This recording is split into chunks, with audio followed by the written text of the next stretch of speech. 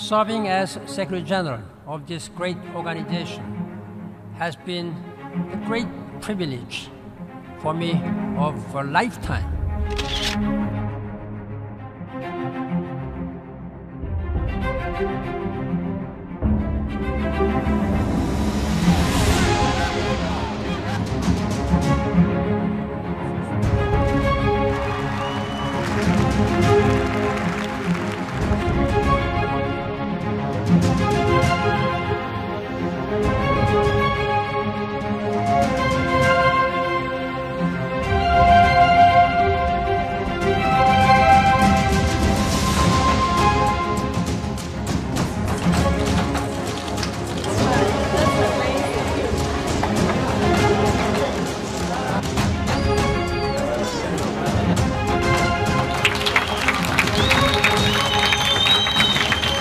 Day by day, brick by brick, we built stronger foundations for peace and progress.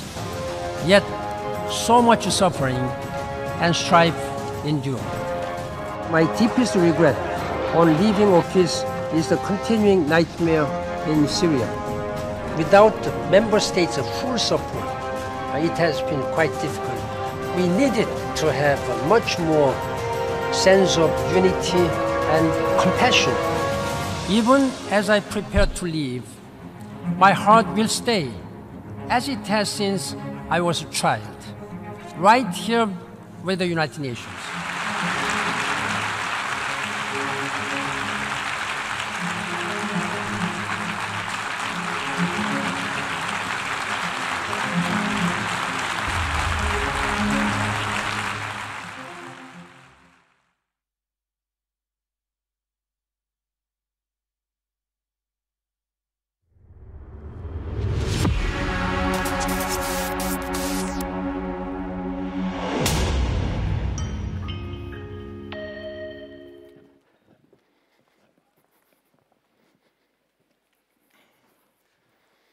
Good evening, everyone, and welcome to our tonight's event, Global Solutions for Global Challenges, the need to defend multilateralism in 2020.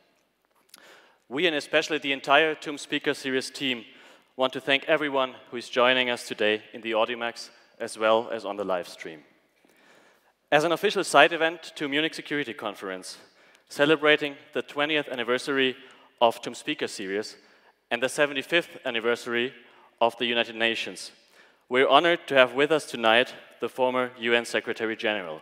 Ladies and gentlemen, please join us in welcoming our guest, His Excellency Ban Ki-moon. Welcome.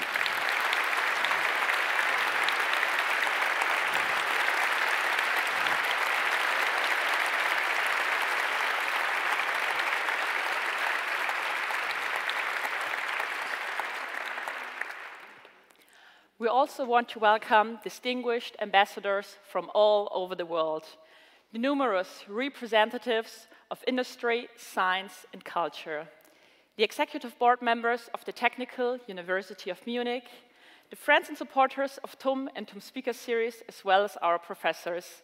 And finally, we want to welcome all the students that are joining us here tonight from the TUM as well as from other academic institutions. We would now like to ask Professor Juliane Winkelmann on the stage. She is our Senior Vice President of TUM and will officially commence this evening with her opening remarks.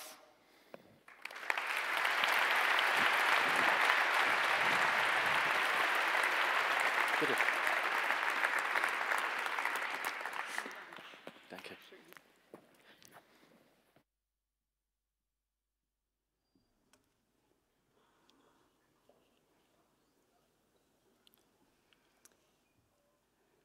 Dear Excellency Ban Ki-moon, former UN Secretary General and Speaker of today's TUM Speaker Series. Dear Honorary Consul General of the Republic of Korea, Thomas Elster.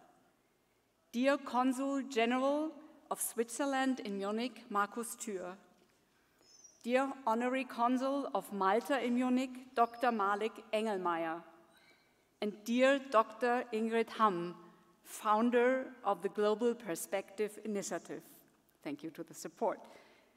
Dear students, ladies and gentlemen, A warm welcome at the Technical University, Munich.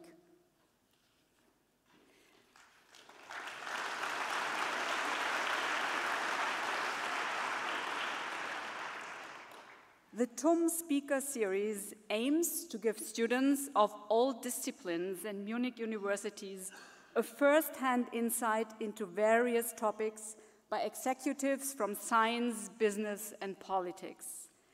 Many thanks to the students of the TUM Business Club who have organized the TUM Speaker Series with great personal commitment since the year 2000.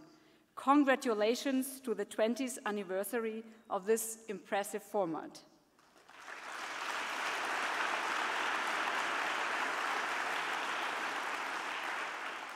For today's event, the students have once again succeeded in attracting an outstanding personality as speaker, Ban Ki-moon. Ban Ki-moon once said that it was his childhood experience during the Korean War and the subsequent support from the United Nations in rebuilding the country that motivated him to enter politics. He studied international relations at Seoul National University and public administration at Harvard University. Ban Ki-moon spent almost 40 years in the Foreign Ministry of South Korea and served as foreign minister. He was the 8th Secretary General of the United Nations, and he led the agreement in the United Nations on the 17 Sustainable Development Goals. He was an important driving force behind the Paris Climate Agreement, and his priorities have been to mobilize world leaders around a set of new global challenges, from climate change and economic upheaval to pandemics and increasing pressures involving food, energy, and water. His achievements included aid packages for developing countries, the investigation of human rights violations, and initiatives for disarmament and nuclear safety and security. Another priority of his work was the fight of safeguard women against violence and promote women's rights. To pursue those objectives, he successfully pressed the UN to create the organization UN Women. He has been a bridge builder to give voice to the world's poorest and most vulnerable people and to strengthen the organization itself. After his second term of office, together with the former Austrian federal president Heinz Fischer, he founded the Ban Ki-moon Center for Global Citizen, whose mission is to promote peace, the empowerment of women, youth, and education.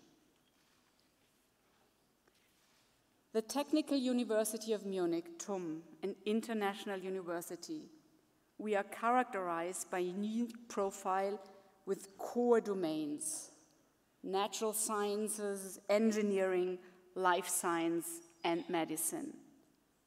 Technology-oriented research and teaching in the TUM School of Management, the Munich Center of Technology and Society, the TUM School of Governments, and the TUM School of Education complement these core domains and focus on the interaction between politics, economy, society, education, and technology.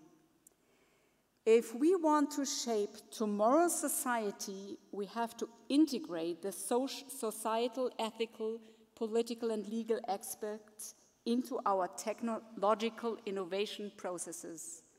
We have to align our research and innovation to the values, needs, and expectations of society.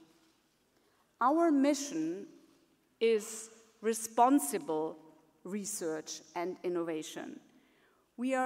At TUM, we are committed to the major challenges facing society in the 21st century in areas such as energy, climate and environment, natural resources, health and nutrition, communication and information, mobility and infrastructure.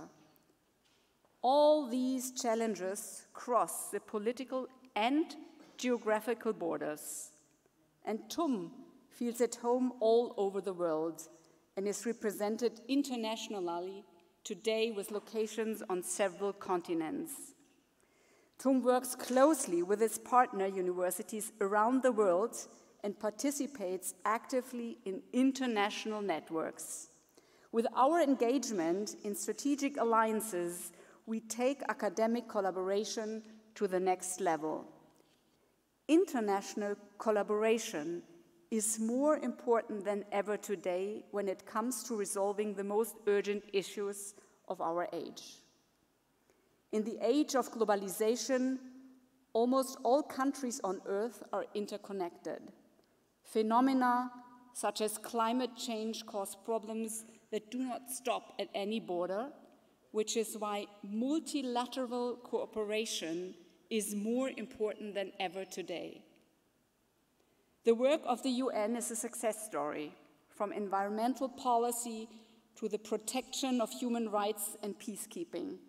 It is clear that problems can only be resolved by working together through agreements and practical cooperation between countries and institutions. Dear Excellency Ban Ki-moon, in this context, we are very excited and looking forward to learning about global solutions for global challenges, the need to defend multilateralism in 2020. Welcome.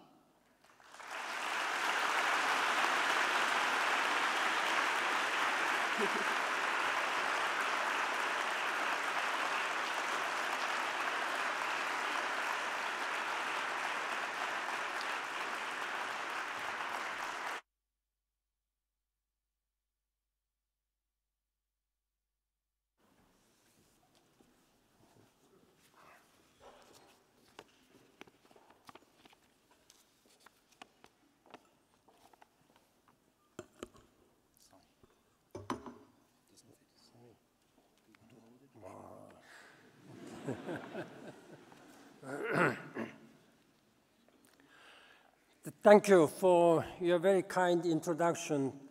Professor Dr. Juliane Pinkelmann, a Senior Vice President of Technical University of Munich. Excellencies, dear students, meine Damen und Herren, guten Abend, good evening.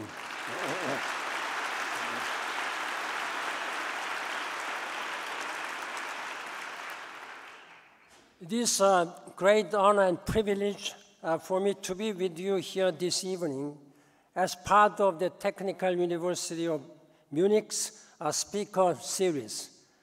I would like to thank Professor Dr. Juliane Pinkelmann again for invitation and all the team working on the speaker series. I'd like to also thank Ambassador Wolfgang Ischinger, even though he's not here because of his very busy schedule, to introduce me to this great opportunity. It's again pleasure to see so many distinguished guests in the auditorium, particularly including Honorary Consul of my home country, Republic of Korea, Dr. Thomas Elster. Where are you sitting?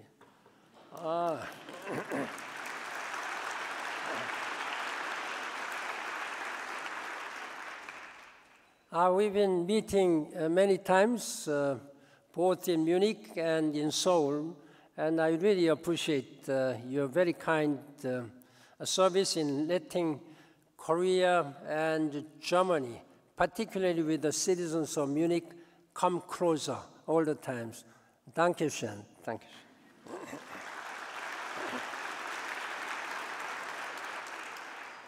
As you are already aware, I'm standing here as Deputy Chair of the Elders. This is a group of global leaders founded by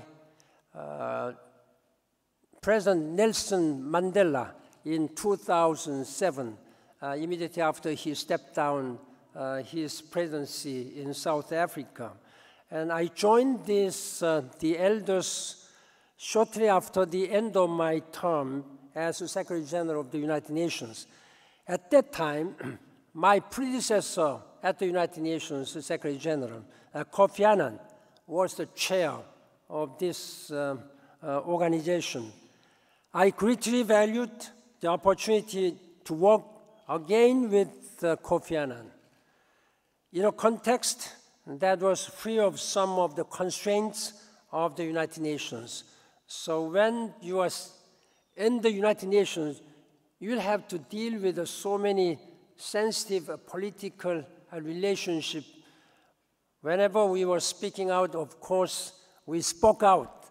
But then after that, next morning, there will be a huge pushback, criticism against the Secretary General. But we were speaking out of our moral responsibility based on the values and principles of the United Nations Charter. I am deeply sorry, and when working together with Kofi Annan was cut short suddenly by his untimely passing in August 2018. I know that February 2018, exactly 2 years ago, he was here and he delivered his vision to you. And it is again, in that regard, a great honor for me to follow his step and engaging with the young student. Ladies and gentlemen, the issue, what we are going to speak, and what he talked 2 years ago is still relevant today. I don't know whether it is good or bad, but it's a source of concern that when, even after 2 years, when I have to speak and repeat what he had spoken, it's not good. But I am repeating again, in a sincere hope that we must work together to make this world better for all. Particularly, I believe that the current political and business leaders and society leaders, they have a moral responsibility to make sure that this world is better for our succeeding generations. In that regard, dialogue is critical when addressing this and other complex, multifaceted topics that feature on the agenda of Munich Security Conference. This is why I applaud the organizers of this Munich Security Conference, particularly Ambassador Ishingham, to include students and the wider community of Munich's citizens in the conference's deliberations via events such as the Speakers Series. This democratic impulse is vital and all the more important amid the current global climate of populist isolationism, nationalism, unilateralism, protectionism, disregard for international law, and the abandonment of key treaties and institutional governance mechanisms. True security is not delivered through strength of military power or arms alone. Rather, it requires citizens to feel both protected and free to question their leaders' decisions via democratic scrutiny, transparency, and accountability. As a Secretary General, and even after now, whenever I was speaking with young leaders, I've been just urging you now today to challenge your leaders, challenge your political and business leaders. Tell them that they should make sure that this world where you are going to lead should be sustainable. I think that's your prerogative as leaders of this world. Many people around the world, particularly including myself and elders, are very much concerned about totalitarian or authoritarian regimes are still in this 21st century. They create fear and repression among the people and may even threaten or invade their neighbors under the guise of security concerns.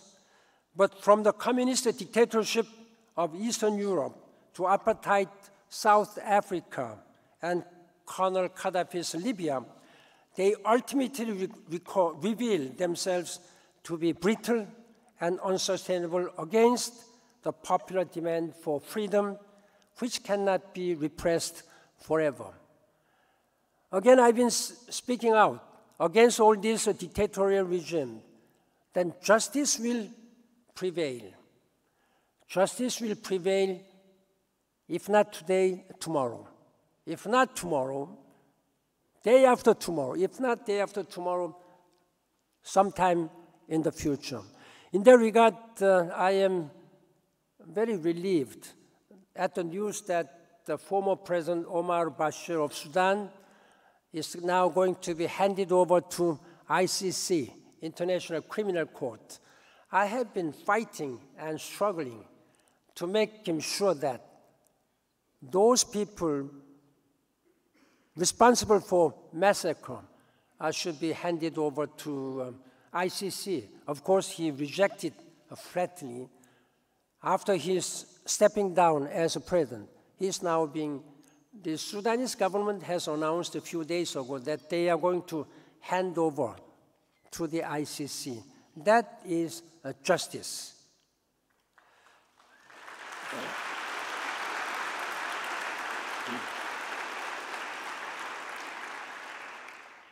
Ladies and gentlemen, again, in preparing for my visit to this great prestigious university, I was reminded of the words of one of its most distinguished alumni, the writer Thomas Mann.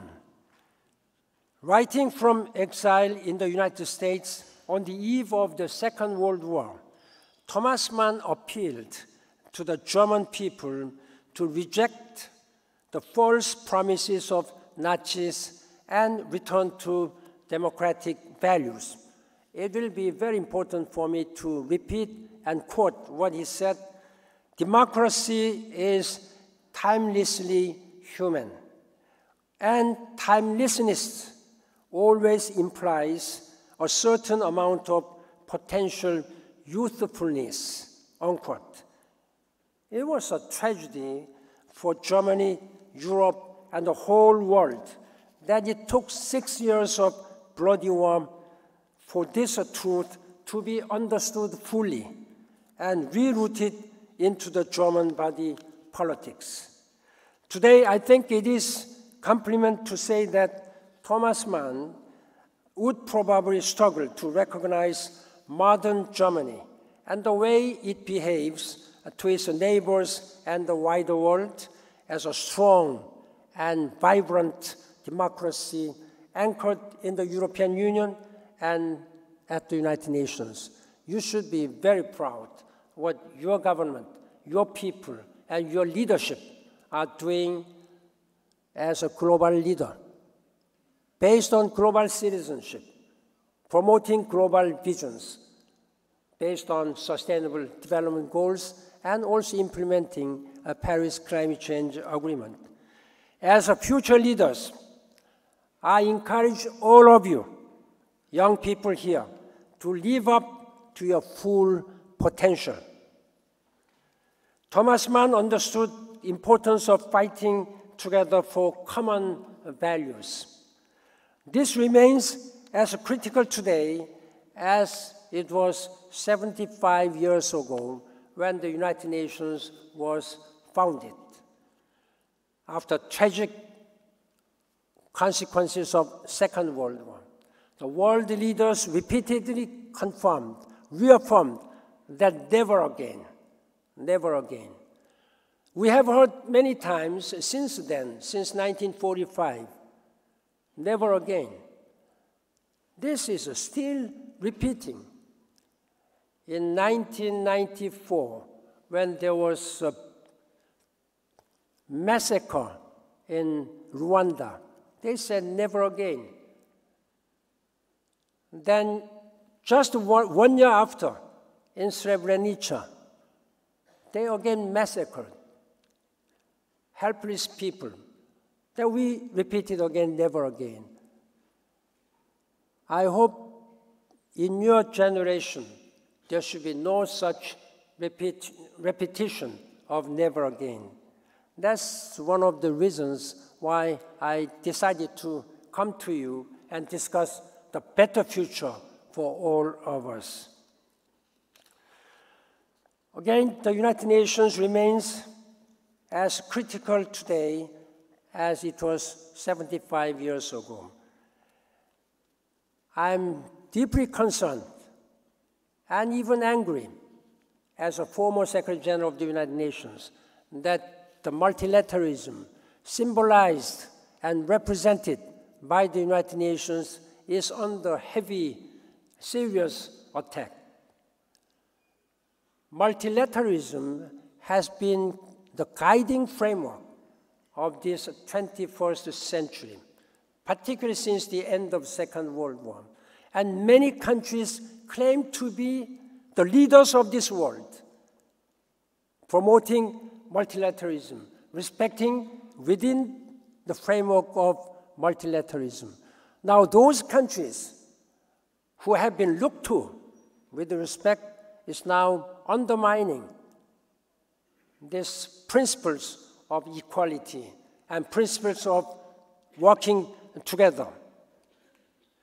It is worth reminding ourselves of the United Nations Charter's opening lines in this regard. What it says, to save succeeding generations from the scourge of war, to reaffirm faith in fundamental human rights, in the dignity and worth of the human person, the equal rights of men and women, and of nations large and small, and to establish conditions under which justice and respect for the obligations arising from treaties and other sources of international law can be maintained.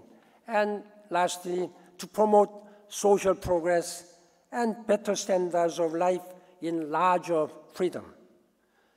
Cynics might argue that the fact that war, inequality, discrimination, and poverty have not been vanquished over the past 75 years may mean that UN is a costly failure.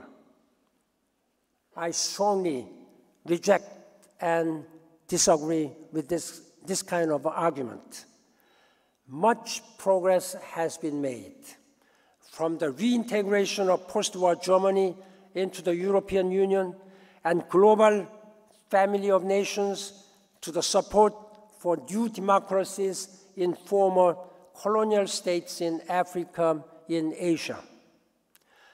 Where the United Nations has failed, I would argue that this has been because the member states, particularly but not exclusively 5 permanent members of the Security Council.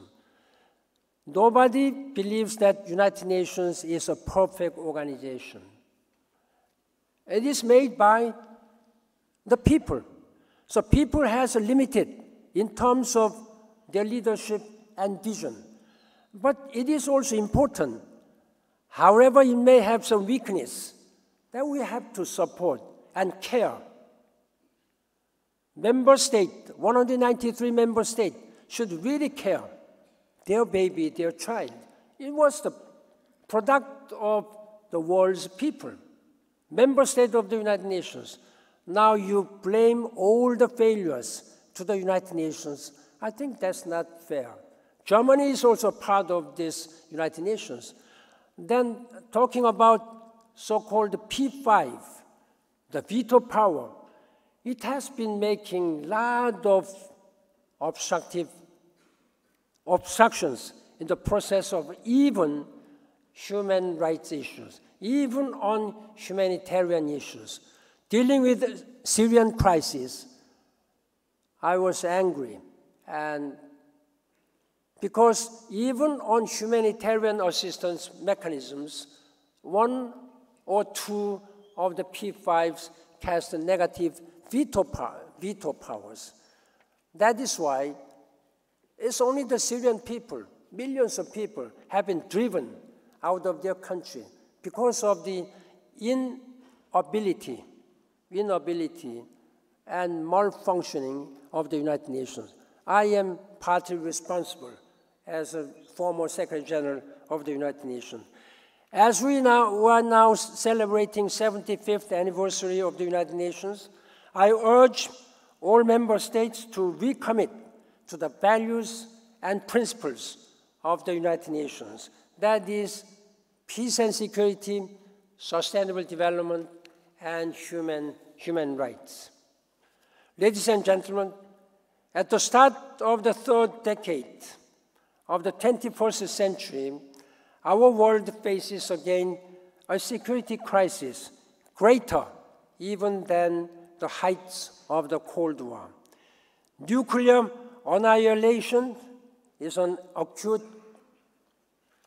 threat aggravated by both standoffs over Iran and the Korean Peninsula, and by the deliberate undoing of arms control agreements that have remained proliferation by key powers, including Russia and the United States.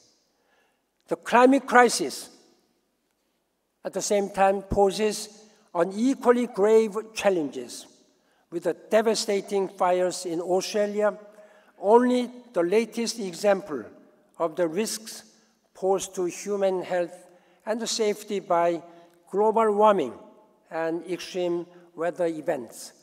I can tell you that this nuclear armament and ongoing climate crisis are two most existential threats to humankind and this planet Earth.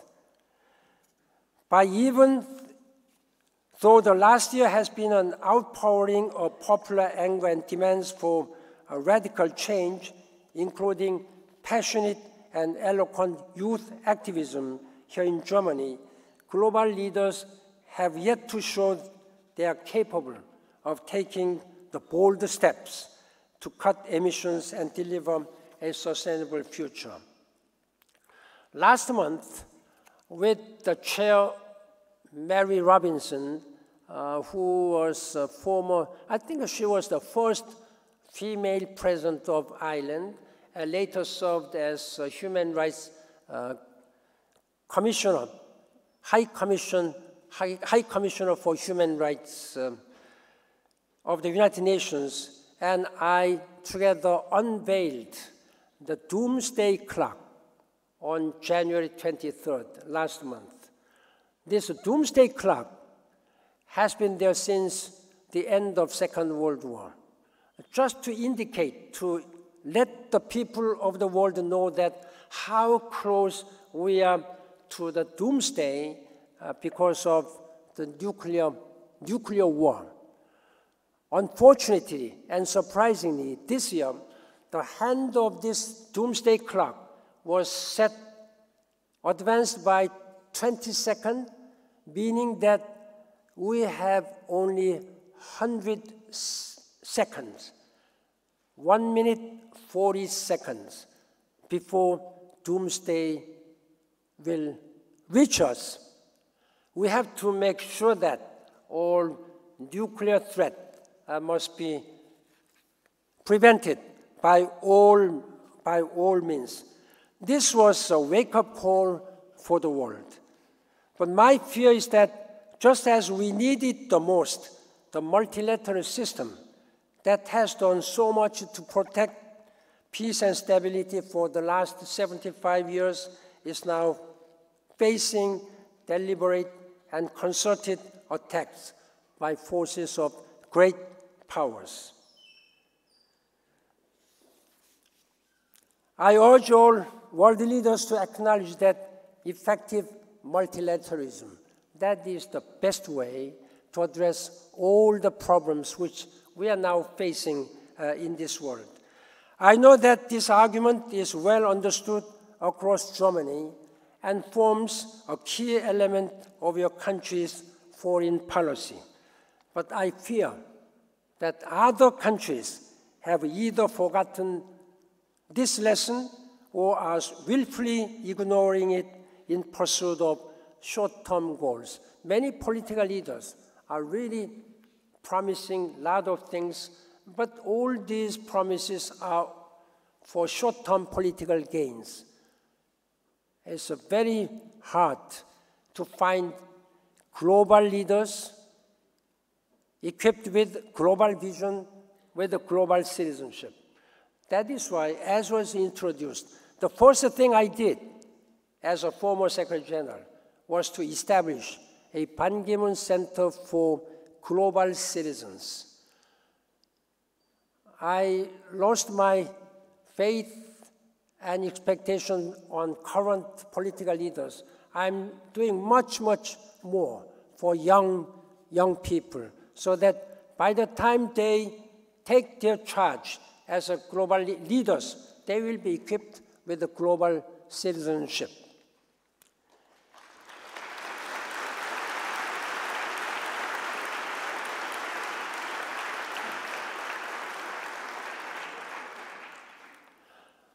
Dear student, as of this month, the countries of the European Union are grappling with the consequences of departure of the United Kingdom from the European Union, what is known as Brexit.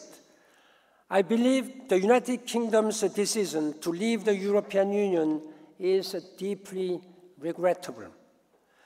Whatever the final outcome of negotiations to determine future UK-EU relationship, I hope that the 27 remaining member states will now come together to reassert and coalesce around the common values at home and abroad. The European Union is a powerful voice in world affairs and has a responsibility to use this voice to uphold the values of human rights and dignity. We have seen this in recent weeks in its critical response to Middle East peace plan announced by President Trump, and in its efforts to support peace in Libya, with Germany playing a vital role in convening the latest peace conference. I hope the European Union will also show greater resolve and responsibility toward finding a sustainable, humane response to the many desperate people arriving on its shores as refugees and migrants. Germany has shown strong leadership, encapsulated in Chancellor Angela Merkel's phrase, "Wir schaffen das." We can do this. And I have a great admiration and respect. And she has been one of my dear and deeply respected leaders with whom I have been working for world peace and humanitarian and harmony.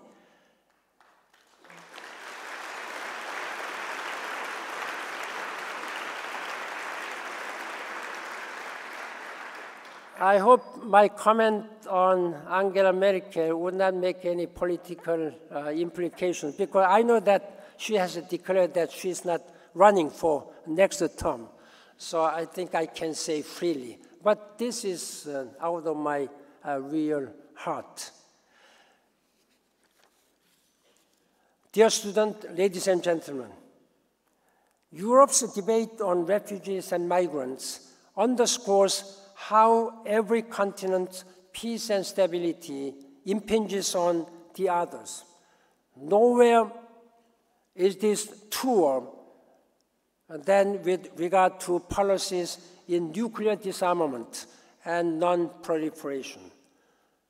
As I said briefly in unveiling the Doomsday Clock, 2020 marks the 75th anniversary of the use of atomic bombs against the cities of Hiroshima and Nagasaki in Japan. As a way of demonstrating our firm commitment as the members of the elders, we are now going to visit Nagasaki and Hiroshima to pay our tribute. And on that occasion, we'll again raise our voices that the world powers, particularly the countries who are possessing nuclear weapons, much more so between United States and Russian Federation. We are deeply concerned that INF, the United States has canceled intermediary nuclear forces known as INF, and if United States and Russian Federation do not agree upon this another nuclear agreement, then there will be no nuclear disarmament, nuclear denuclearization architecture. We've been speaking to US administration that they should really try to extend, which will, if let it go by February next year, then it will be again nightmarish scenarios without any nuclear disarmament institutions. In that regard, we, the Elders Group, last year has called what we are calling it as a minimization agenda, which is focused on 4 principles and doctrines. First of all, doctrine, whereby every nuclear state should make an unequivocal no first use declaration. All the nuclear power states, they should declare this one. We will never use unless attacked by nuclear weapons. That is no first use declaration. Then de-alerting, second, with almost all warheads taken off high alert status.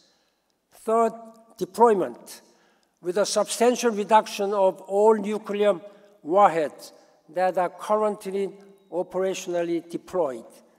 And lastly, but not least, decreasing numbers to dramatically cut the number of nuclear weapon stocks, preferably make total number less than below 2,000. United States and Russia maybe 500 each, then rest of the nuclear power state altogether 1,000. Of course, one nuclear weapon can kill so many hundreds of thousands of people, but having 7,000, 10,000 nuclear weapons, that is just silly. And it's not human, it's not moral, politically more immoral. Sadly, events of the last 12 months have been shown little or no progress on any of these elements. As I said, the New START Treaty, Strategic Arms Reduction Treaty, must be extended before it will be expired next year. Then, as I said, by next year, there will be no such institutions and arrangement to prevent nuclear weapons. Again, this is a test of leadership. It's encouraging that, again, President Putin has announced that he would be ready, without any condition, to extend this New START Treaty.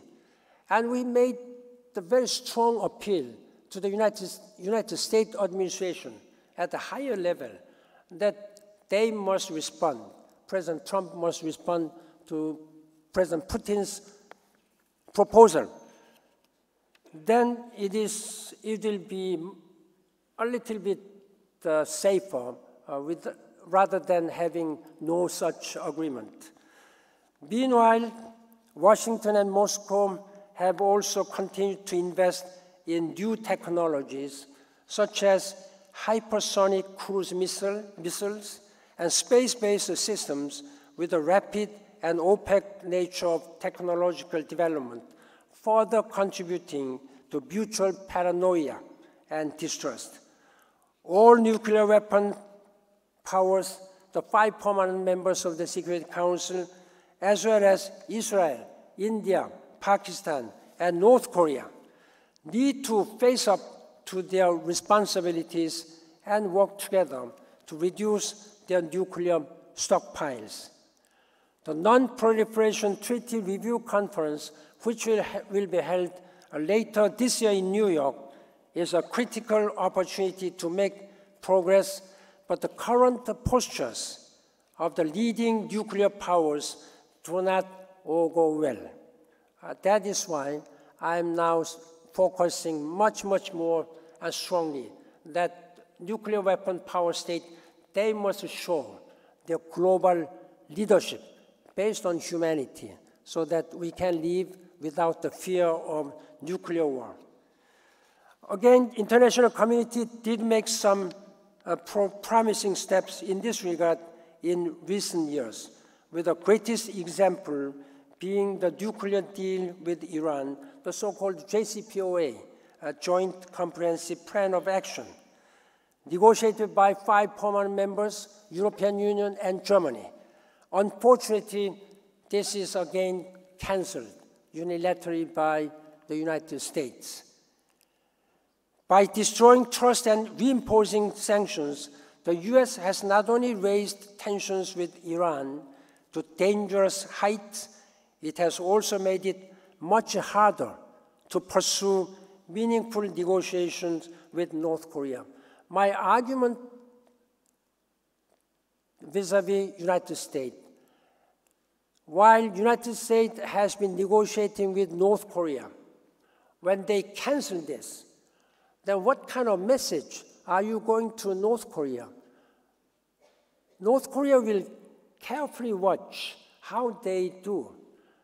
Suppose, believing that they would be ready to have a denuclearization treaty with the United States, then they will be worried. They will be concerned that with a change of administration in the United States, then who knows, next president will just cancel it without any consideration. Then who would be encouraged to make this kind of agreement? That has been my consistent message and warning to the United States, to make all the promises must be kept. Particularly when it comes to JCPOA, it's far different from the previous US agreement with North Korea, which was held in 1994. It was between just the two, but now it is with 7 parties and Iran. It is much more multilateral agreement than if multilateral agreement should be canceled by just one country. I think that is not politically fair, and morally that is not right. These instruments represent genuine triumphs of multilateral diplomacy. But again, if these success stories of the United Nations and international community should be canceled, then there will be no hope. And they are not giving any good sense of lessons to the people of the youth generation. In this regard, I have actually been heartened by development in the United States since President Trump's announcement about all these multilateral treaties, particularly when it comes to climate. When he announced withdrawal from the Paris Agreement unilaterally, all the world's people were again angry. But at the same time, there is a small sense of encouragement, what is now happening and still continuing in the United States. That is, I think, the people's power. The major governors of major states in the United States, starting from California, Oregon, New York, Texas, Mexico, and Massachusetts, I think they declared, together with at least 200 mayors, together with more than 1,000 business CEOs, that whatever President Trump might have said, they will go abiding by the Paris Climate Change Agreement. This is what we called, we are still in campaign. They declared it publicly, many governors, mayors. We are still in. I think this is, again, the people's power. That is only one small sign of hope. But what is important is that international treaties like the Paris Climate Change Agreement, agreed upon by 197 state parties, that must be respected. In that regard, my dear predecessor, Kofi Annan, he said, I quote, "When leaders fail to lead, the people will lead and make the leaders follow," unquote. I think this is a very important message, very powerful message. Perhaps the most visible demonstrations of this people's power over the past 12 months has been the youth climate activism. I don't need to repeat what you have seen already, like Greta Thunberg of Sweden, 16-year-old girl, and in Germany, Luisa Neubauer. They are all young girls. They've been speaking out. I was watching when Greta was speaking in the General Assembly Hall. I was sitting there. She was scolding and speaking out to the world's leaders, sitting in the General Assembly Hall. "Because of your empty words, you have taken my dream. You have taken away my future." That was the most powerful statement. I think we must follow all this kind of youth activism. I think young students, you have a passions. I know that your hearts are full of passions and activism. Only activism will make sure your leaders to follow. Your energy, your voice will make sure that your leaders will follow your voices. All of us have a responsibility not to betray these young people.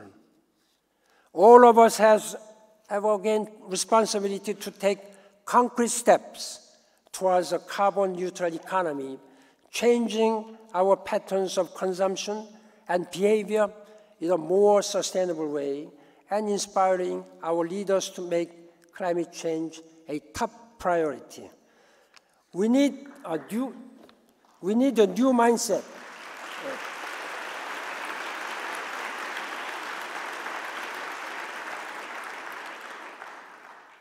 Thank you for your strong support again. At the same time, we need to ensure that the transition to new carbon neutral economy takes place in a way that does not abandon those workers and communities that have been traditionally dependent on fossil fuel industries and heavy manufacturing.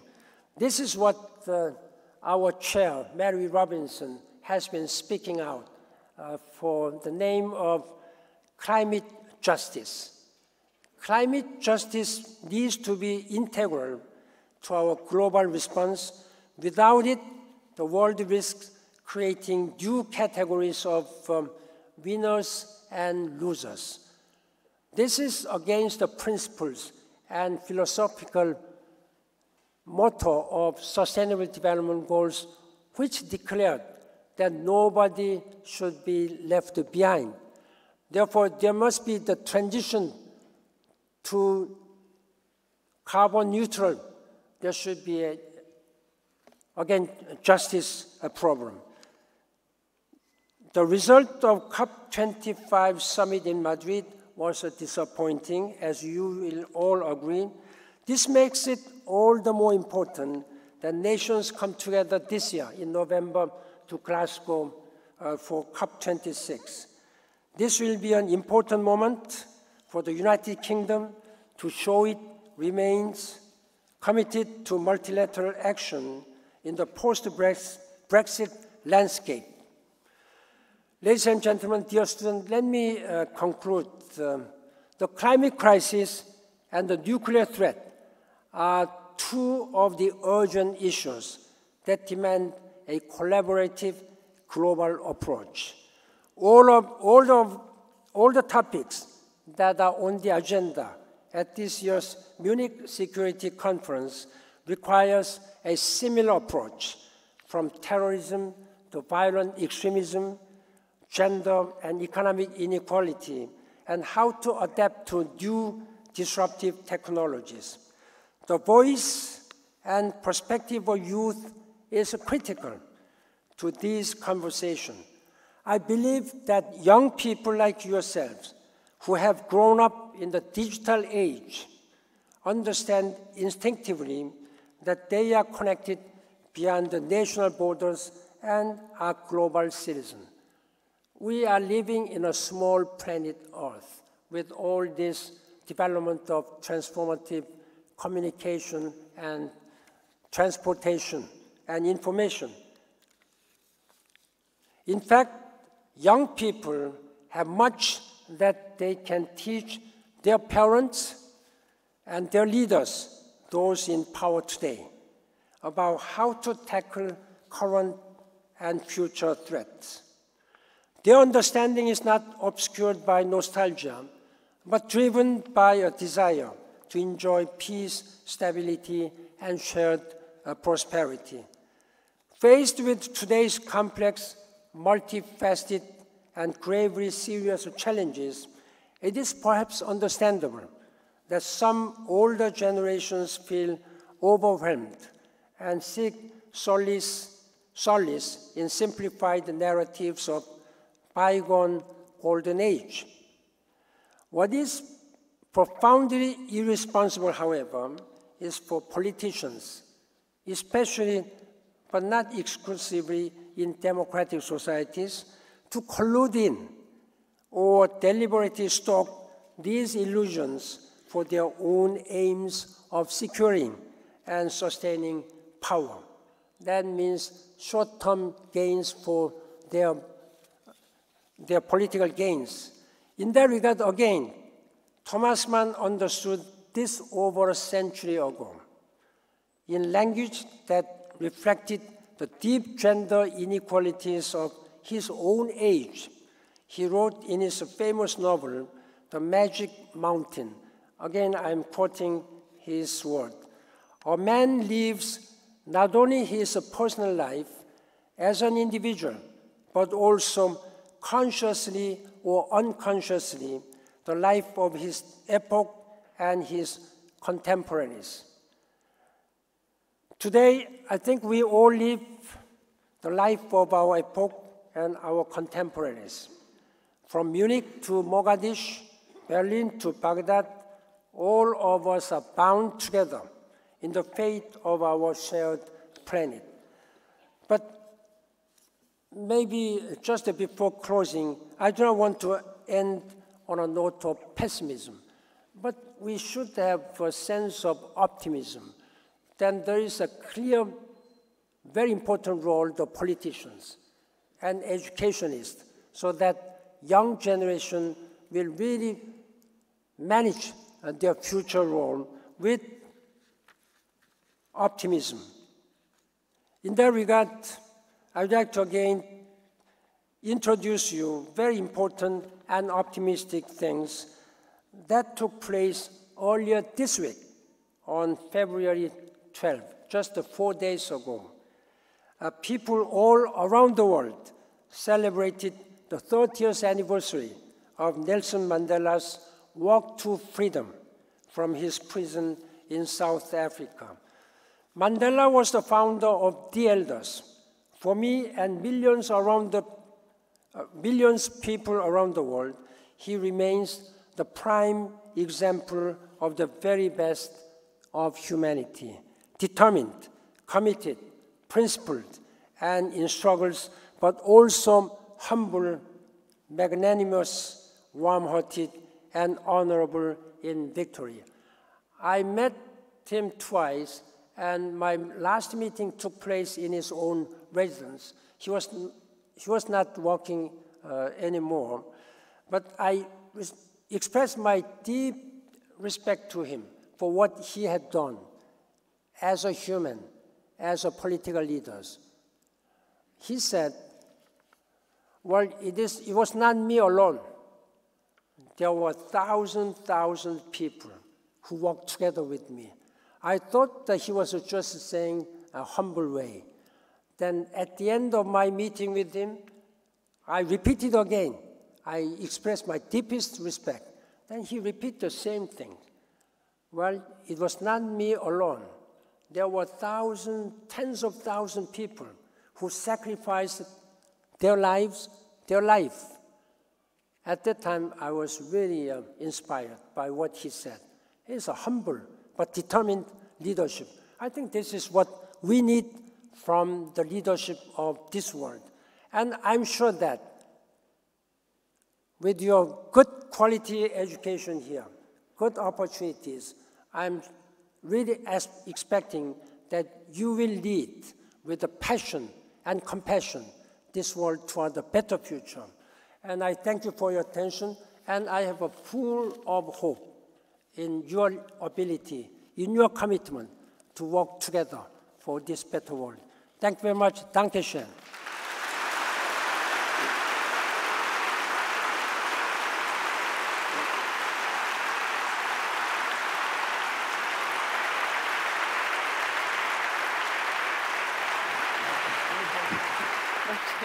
You can take the blue one if you like. Blue chair is for you.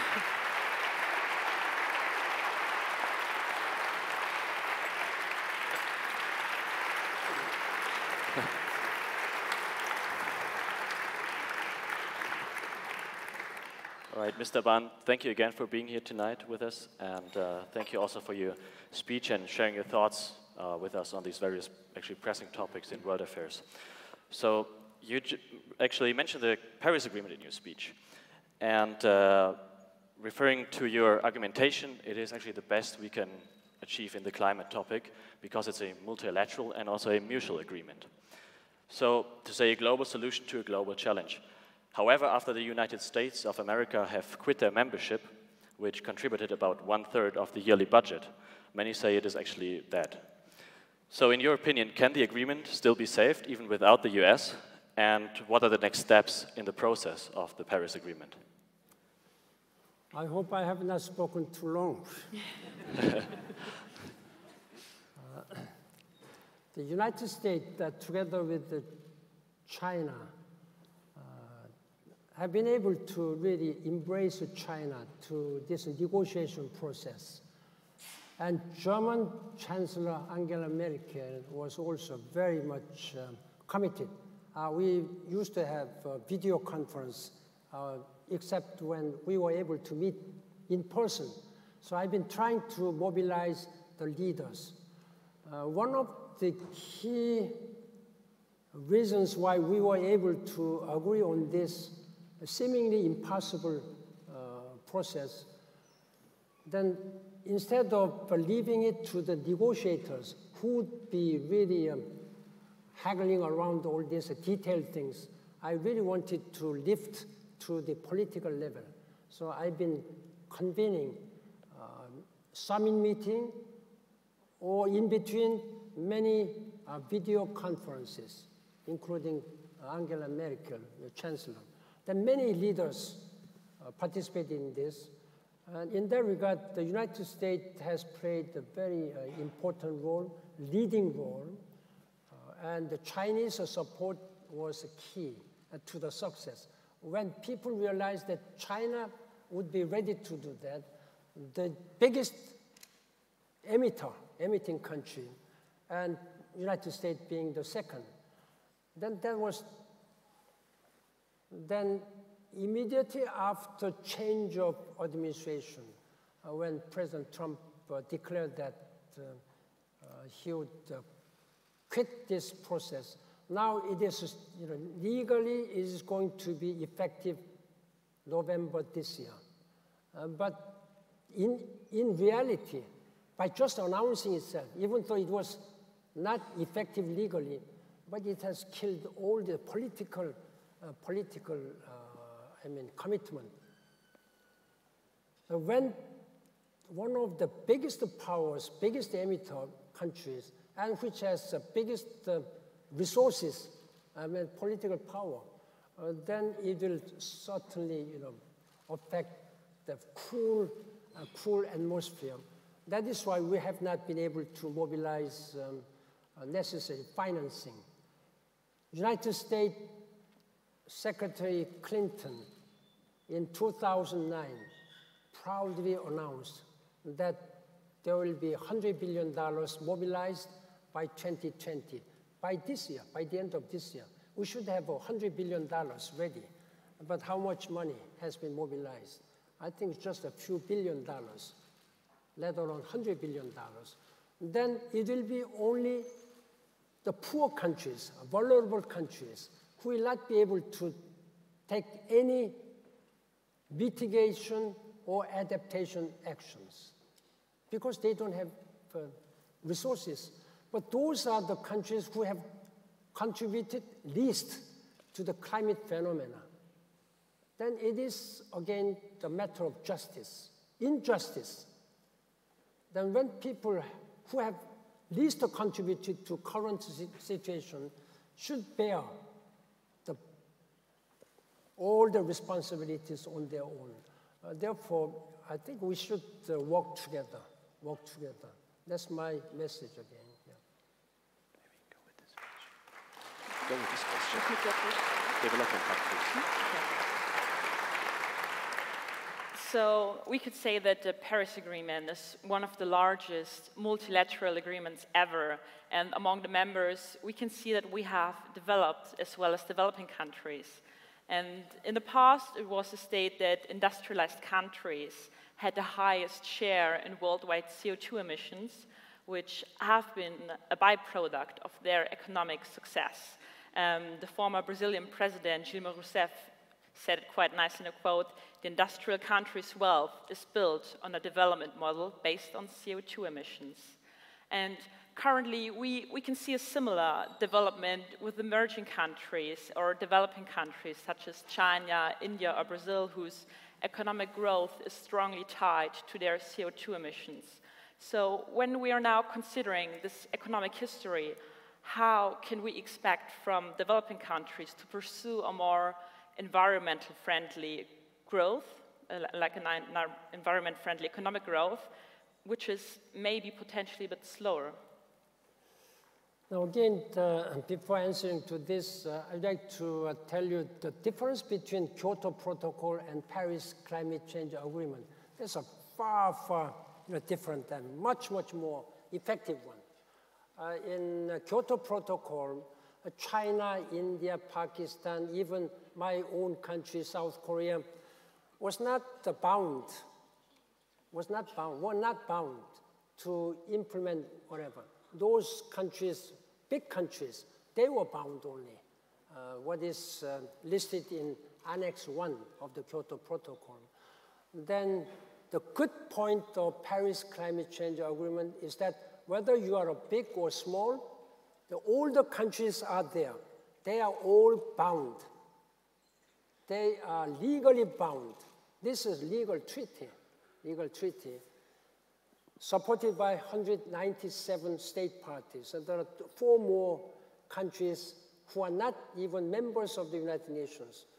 Therefore, then there is again rules that the bigger countries, they should bear more because they have technology, they have a financial capacity. then it's only natural.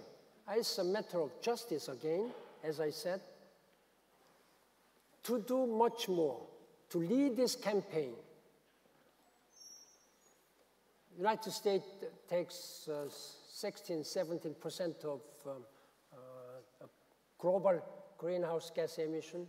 China, again, is 32–34%. Then combining two countries makes almost 40%. So that's a huge portion.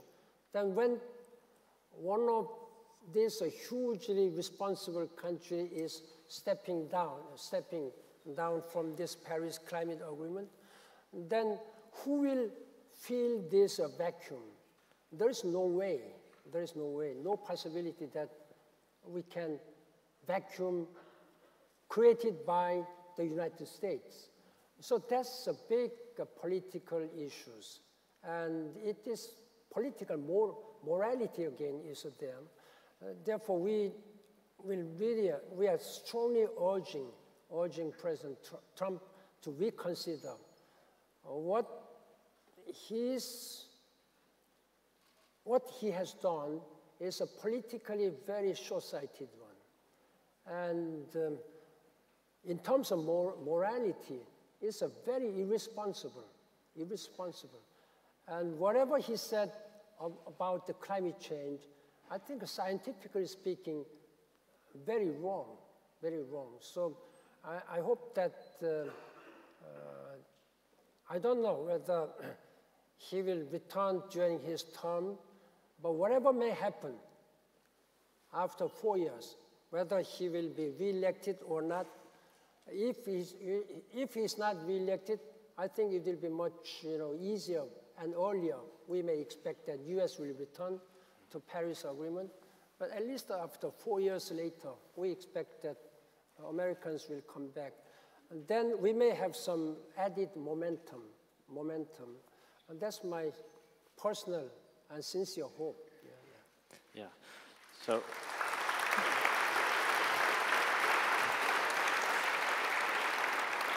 So unfortunately, we are already running out of time for this moderated discussion here. So we will shortly hand over the discussion to the audience.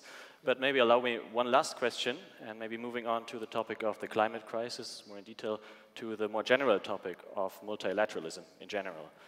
So, and actually, the title of the evening is Defending Multilateralism in 2020. So what I'd like to ask you is very directly, and you mentioned the presidential election in the US, what are the watershed or the deciding points in 2020 where multilateralism is maybe put to the test and needs to be defended? So maybe the Glasgow conference on climate, or feel free to add more events. Activism, you said activism on nuclear? Like the events this year in 2020? Oh, I said the Glasgow conference on climate as an example. As I said, Madrid was very disappointing. Then it started, I think it was doomed to be, a failure because the Chile was to host this one, but they were not able to host this one because of domestic political situation. Then it was hurriedly arranged that Spain would host this one. But Spain, while having provided this venue, but the chair was still the Chilean representative. Then people lost all this, political appetite from the beginning. I'm sure that the leadership of the United Kingdom may make a difference. UK is one of the 5 permanent member states, and it was the United Kingdom who has brought this to the Security Council.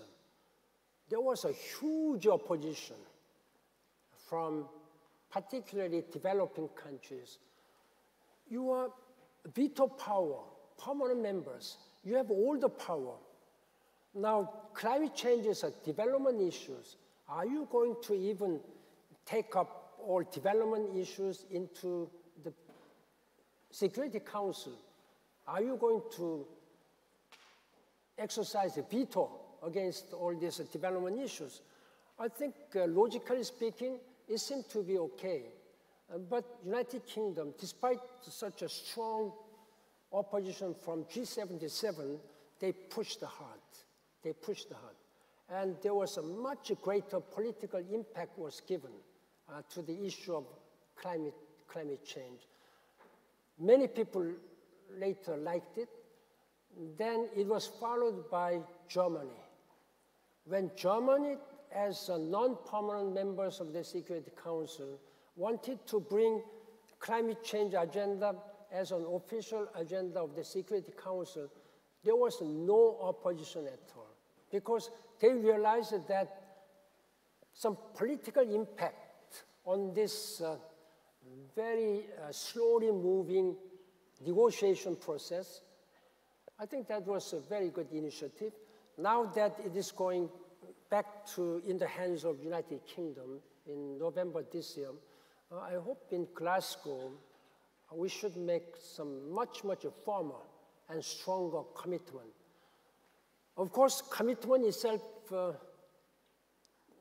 does not mean everything, but when it is added and supported by strong political commitment by the leadership, at the political leaders, then I think we have a much better possibility of making this climate change move for implementation. And that's my sincere hope. If anybody is coming from United Kingdom, then please send message to your home country.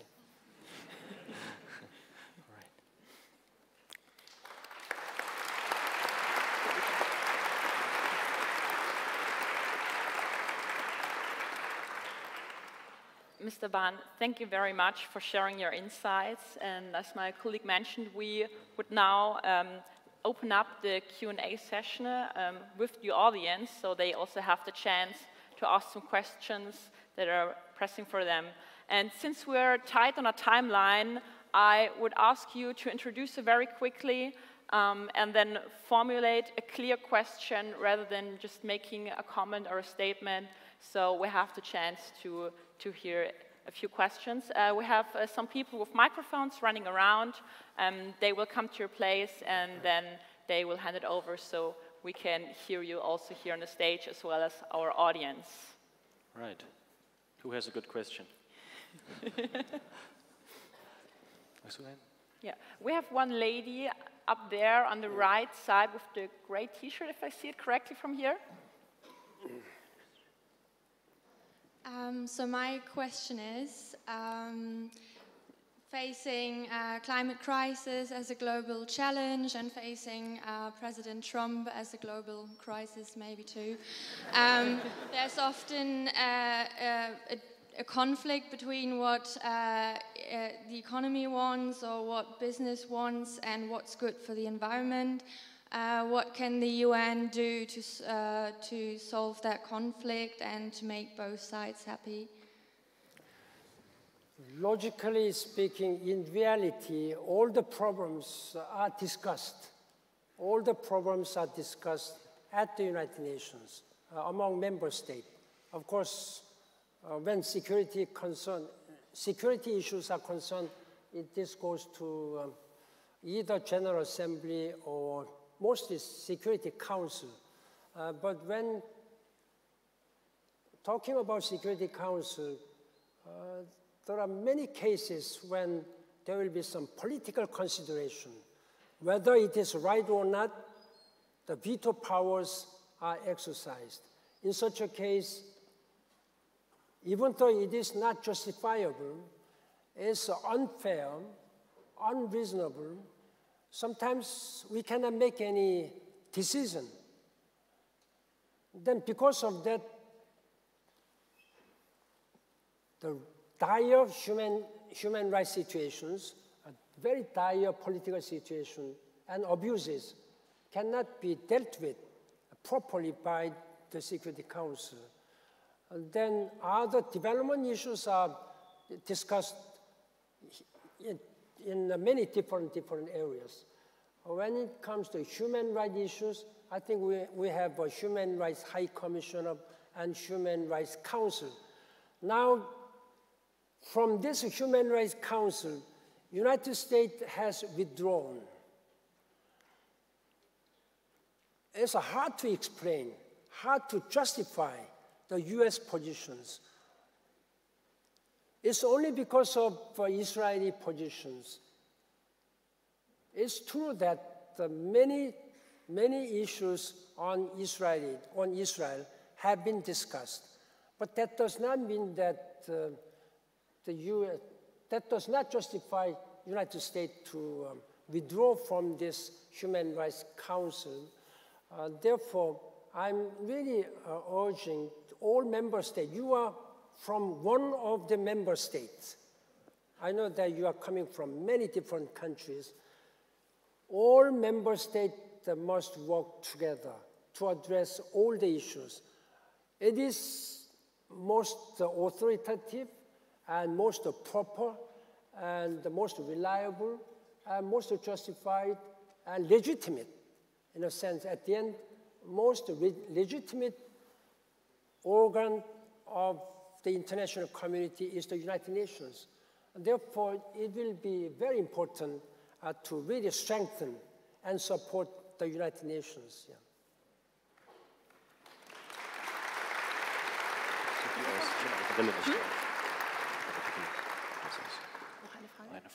Okay, so we have not a chance to ask one last question for the evening.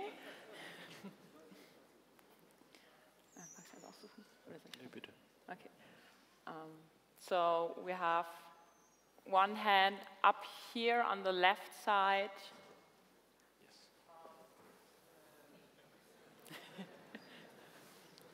Mr. Ban Ki-moon, I welcome you in our university. My name is Ramiz Mahmoudov and I come from Azerbaijan. I have one question about the United Nations Security Council's resolution on the Nagorno-Karabakh conflict between Azerbaijan and Armenia. As you know, there are 4 resolutions of about the Nagorno-Karabakh conflict of the United Nations Security Council on the immediate withdrawal of Armenian troops from the Nagorno-Karabakh and other occupied regions of Azerbaijan. However, Armenia has not implemented these 4 resolutions. And my question is, what is the meaning and importance of these resolutions if Armenia, as an occupant country, has not been applied with any sanctions or restrictions and for not implementing these resolutions, and they continue their membership as nothing ever happened? Thank you. That's some specific questions. And I know that more than 100 years ago, there were many Armenians were massacred. Unfortunately, this is historical fact. And we've been dealing with this matter, but United Nations, unfortunately, have not been able to take any justice issues. It is involved with different countries like Turkey and neighboring countries. I myself tried to visit Armenia as a Secretary General of the United Nations, but it has also created some very serious political repercussions. They really were strongly opposed to the visit of my visit to Armenia. It's not because of Armenian people. They most welcome my visit, but somehow my visit has been very much unwelcomed by certain member states. It has become a big issue. I've been really trying to make sure that justice is established. As I said, there are still many cases. There are still many cases which have not been shed by the justice. That is why United Nations has been taking a very much priority, particularly during my time. During my time, I established what is known as a human rights upfront. Human right, when it comes to human rights, it should be upfronted. above all other conditions and considerations, then we've been really trying to make sure that the human rights are implemented. If there is abuse of human rights, there should be a justice process be applied. We have been successful in some cases, but not fully successful in some cases. And the Armenian case is still, is historically not fully resolved again. It's quite, I was deeply, deeply concerned and even angry, but the politics sometimes is politics. That's what, I can tell you as much as this. I'm sorry that I have not been much forthrightly, again, addressing this issue. But there are many, many issues. For example, while everybody is angry against what is happening in Syria, but it has been almost how many years? Since 9 years. 9 years, people have been completely devastated in their life, in their human rights, in Iraq and elsewhere. So United Nations has not been able to take proper and necessary and enough action because of all political consideration. There is veto powers or strong political push. This is a reality at this time. I know that is why some people are just criticizing, is the United Nations still necessary? But my answer is that UN is still necessary. If not the United Nations, I'm sure that much, much more lives, much, much more people's human rights must have been, abused. But that's what we've been trying as much as we do. I thank you very much, but I know that my answer is not sufficient to you, but we have to work, continue to work. Thank you. Thank you.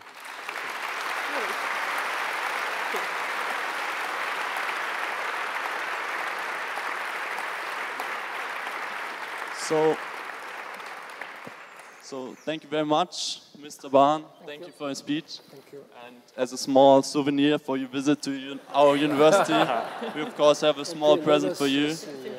Ja. Geht heute mit, oder? Ja, fast schon.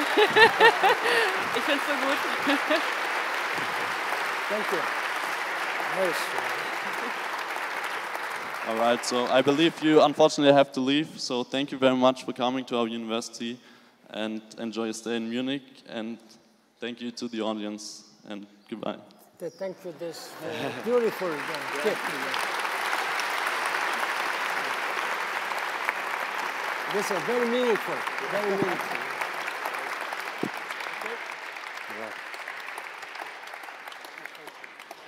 Thank you for visiting us. Thank you, Omar. Thank you. Thank you very much. Thank you. Thank you, Omar. Thank you. Thank you. Okay, thank you very much. All the best to you. Thank you. Okay. See you again. Thank you.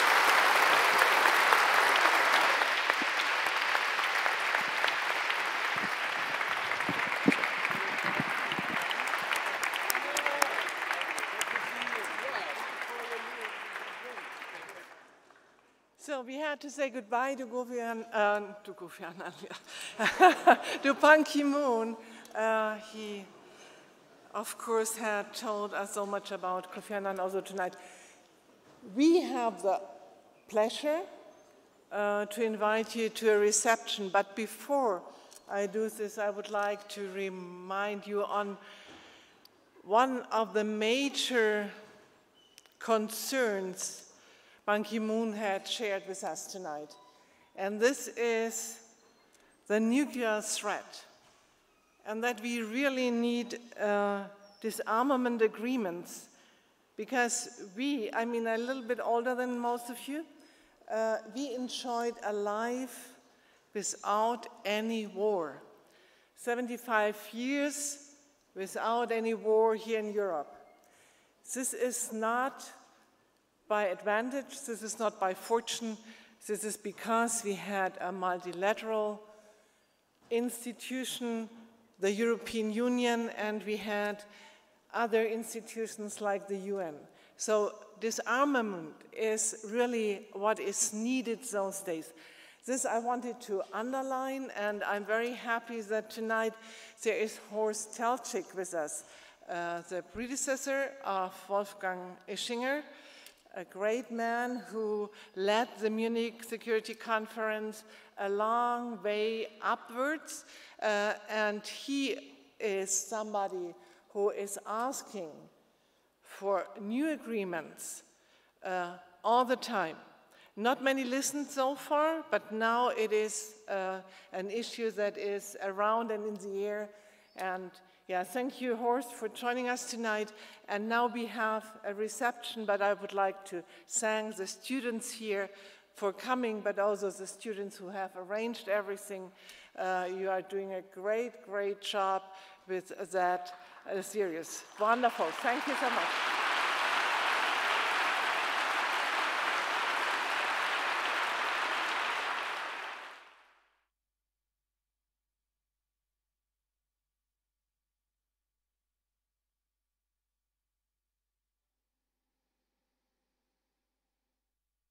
Thank you all for coming tonight. Thank you, Dr. Hamm, for your words. And yeah, for all of you who are still writing exams, best of luck. And for the rest, enjoy your evening and see you next time. Thank you.